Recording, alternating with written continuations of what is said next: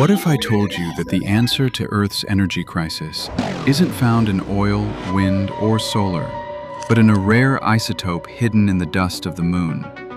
It's called helium-3. 1 ton of helium-3 equals energy of 50 million barrels of oil. Just 2 shuttle loads of this material could power the entire United States for a full year. There is 0 carbon footprint, 0 radioactive waste, and a virtually infinite supply. But there's a catch. Helium-3 is almost non-existent on Earth. Today, on Epic Wealth, we uncover the trillion-dollar race for the moon's top layer and the nations fighting to become the world's first intergalactic energy superpower.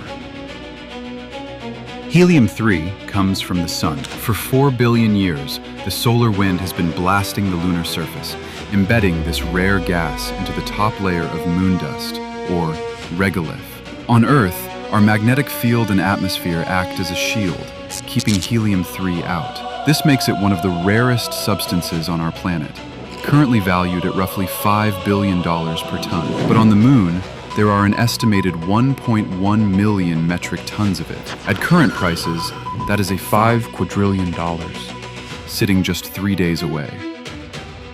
Why is helium-3 so valuable? It's the perfect fuel for nuclear fusion. Unlike current nuclear plants, fission, which split atoms and create dangerous waste, fusion mimics the sun by joining atoms together. When you fuse helium-3 with deuterium, it creates massive amounts of energy without producing neutrons that turn reactor walls radioactive. It is the holy grail of physics. In 2026, as breakthroughs in fusion technology accelerate, the demand for helium-3 is shifting from theoretical to strategic. Whoever owns the fuel owns the global power grid. This isn't a friendly scientific mission, it's a monopoly play. China's Chang'e program has explicitly stated that its goal is to assess the abundance of helium-3. They aren't just looking for rocks, they are prospecting for the 22nd century's version of the Persian Gulf. Meanwhile, India's ISRO is working on the heavy lift rockets required to bring these materials back. The wealth here isn't in selling the gas to others, it's in the energy independence. If India or China can power their entire industrial base using lunar fuel, their cost of production drops to near 0, effectively ending the economic dominance of any nation still reliant on fossil fuels.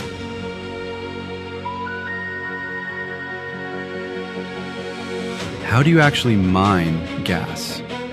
You don't dig deep, you scrape.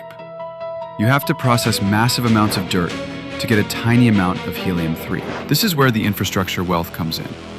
The companies building the sifters, the storage tanks, and the lunar-to-Earth shuttles are the modern-day railroad tycoons.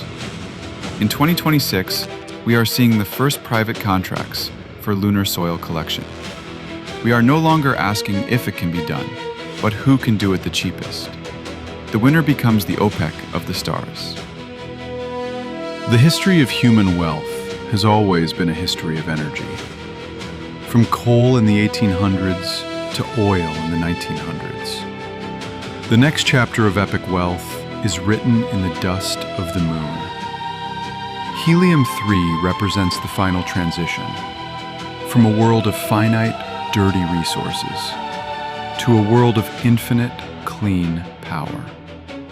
But as we've seen, the transition won't be quiet. It will be a race for the ultimate monopoly. Make sure you are subscribed to Epic Wealth for the next episode, where we look at orbital real estate, the invisible plots of land in the sky that are worth more than any skyscraper on Earth. I'm your host, and the power is shifting.